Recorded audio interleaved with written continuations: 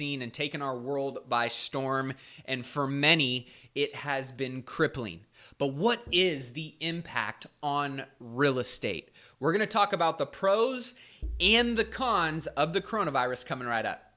What's going on, guys? Matty A here, hosting the Millionaire Mindcast podcast and founder of the Rich Life Academy, talking all things, you know it, mindset, money, and motivation to help you on your march to $1 million and beyond. One of the big topics of discussion right now is the coronavirus. Obviously, it is having a global impact right now, and many people are asking the question, how does this impact real estate and the real estate industry? And whether you are a real estate professional or a real estate investor or you're tied to real estate in any capacity, there are some things that you want to take into account because of the narrative and the conversation that is going on right now. Now, here's one thing that I do know. I can't control what other people do. I can't control what other people say. Therefore, my main focus right now is to control what is on my side of the table and keep it as clean as possible, stay business as usual, and navigate the landscape that I have in front of me, that you have in front of you, with the best tools, resources, and mindset possible to continue hitting the milestones that we have set for ourselves and achieve the goals that we want to achieve. So, first and foremost, let's dig in on the actual impacts of the coronavirus on real estate.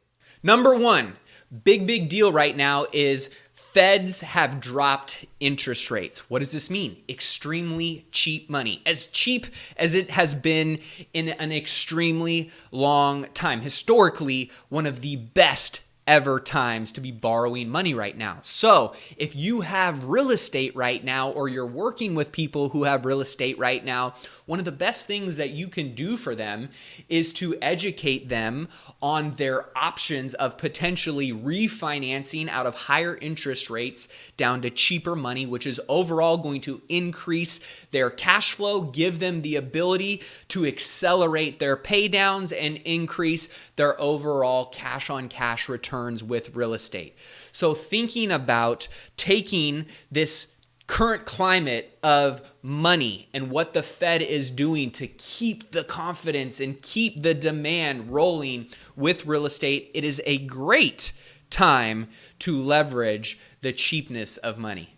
Number two, I don't know about you guys, but the stock market has been extremely volatile. As I make this video yesterday, the Dow dropped over 2,000 points in one day, the most in history. That is insane. And what do you think the narrative and the conversation is in the equities markets? Very up, down, high, low. People are fearful. They are scared. And that means that big money is moving to safer havens, which is what? Real estate. So you're seeing big institutional funds take money out of this volatility right now and moving it by hedging their risk into safer asset classes at the moment, which is going to be real estate. Now, a lot of people, right, are saying, hey, I'm all in on this equities market. Let's buy at a discount because we're playing the long-term game. Whether you decide to do that or you look at the end of the day, how this is going to tie back into real estate, this is only strengthening the foundation and the asset class of real estate, because real estate is what? Real estate is steady Eddie. We have battened down the hatches. We have built up the moats. We have built infrastructure and accountability to ensure that the 2008 mortgage crisis and collapse never happens again. So this asset class is only going to become stronger moving forward. And if you own real estate, this is going to be a benefit for you. Number three, keep an eye on supply and demand.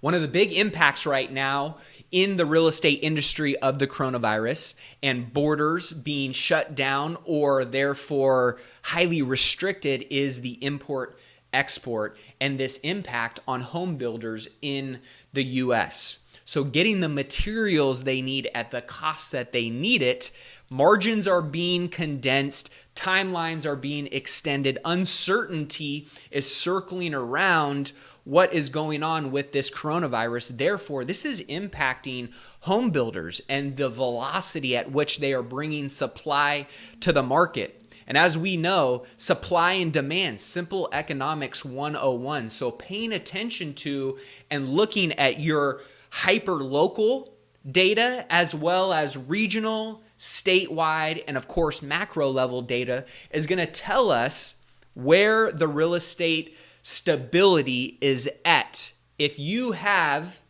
a market that is massively undersupplied and there are a lot of home builders trying to bring inventory to the market and that is going to be delayed, you're probably, as long as demand stays where it needs to be, going to see prices hold really strong, if not an uptick. So look at the data to tell you what trends are coming down the road to best equip you on making the decision that supports your real estate goals. Overall, low supply and steady and strong demand means great things for real estate landlords and property owners and in general, the real estate industry. Number 4, now we've talked about some of the positives and the silver linings in impacts on real estate from the coronavirus conversation and what's going on right now. Let's talk about a couple of the negatives because of course there is things that we need to be preparing for and we need to be discussing and staying in front of in order to hedge our risk and our downside as there are going to be natural negative effects on the real estate asset class and industry. Specifically, and this is one that hits close to home for me, is if you have been on the Airbnb, the short-term rental, the hospitality train over the last few years, you unfortunately are going to be negatively impacted from this. Airbnb, VRBO, Hotels.com, Expedia, Guesty, a lot of these hospitality platforms and players in the short-term rental industry have been releasing information that essentially protects the consumer, takes into account what's going on, and allows them to cancel their booking penalty-free at any time. So we are already seeing the confidence and really the uncertainty lead to a condensing of individuals feeling confident traveling around the world. If you're on a cruise ship, right, and what's been going on there, that has negatively been impacted. People flying, obviously, people using these short-term rental stays. We're going to see, in my opinion, until we have a really good idea of what's going on, a short impact in the short-term rental industry. And that is something that you're just going to want to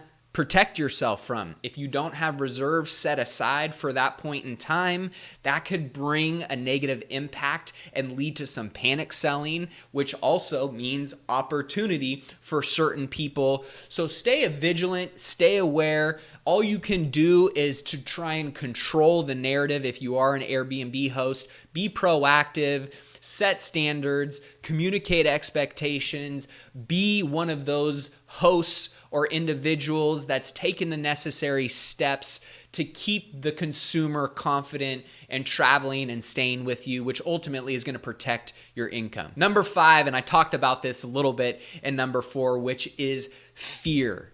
Fear mongering, this narrative, it feels like it's a tornado cycling around the US and just ripping through households and communities and people because they are extremely fearful of the unknown.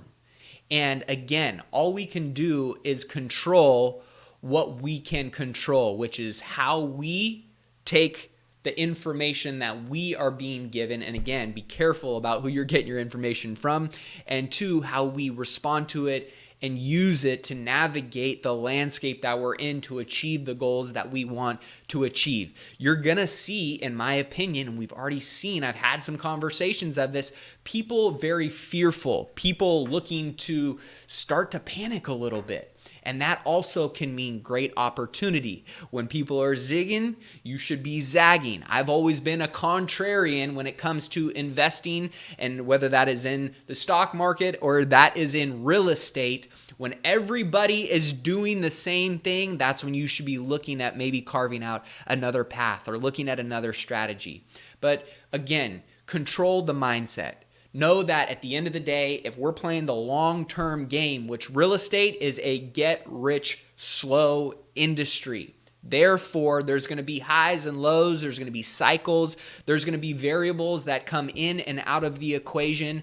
But at the end of the day, as long as you're playing the long-term game, you're hedging your downside, you're educating yourself, you're using data to drive your decisions and not emotion, you're going to come out on top. So hopefully this was helpful for you. I just wanted to make a quick video, being that I know so many people are really on two sides, paralyzed by this and extremely fearful, which is preventing them from taking actions that they would normally take. And in the big picture, I'm just going to throw this out there. I think we're going to look back on this like we did on Ebola and SARS and bird flu and swine flu and all these different things, which are natural occurrences over the course and history of time that have had its small highs and lows and the effects of that ultimately it's just going to be another data point. So continue business as usual and don't let this impact you. And also I wanted to get you guys thinking a little bit on maybe some glass half full and optimistic thoughts and opportunities that could be leveraged to help you continue down the path you're continuing on and actually get there a little bit faster. So if you enjoyed this video, give it a thumbs up, hit that like button. If you're not subscribed to the channel yet, be sure to subscribe. Check out the Millionaire Mindcast Mondays, Wednesdays, and Fridays. And until next video, keep investing in yourself and your wealth on your march to a million and beyond. Cheers, my friends.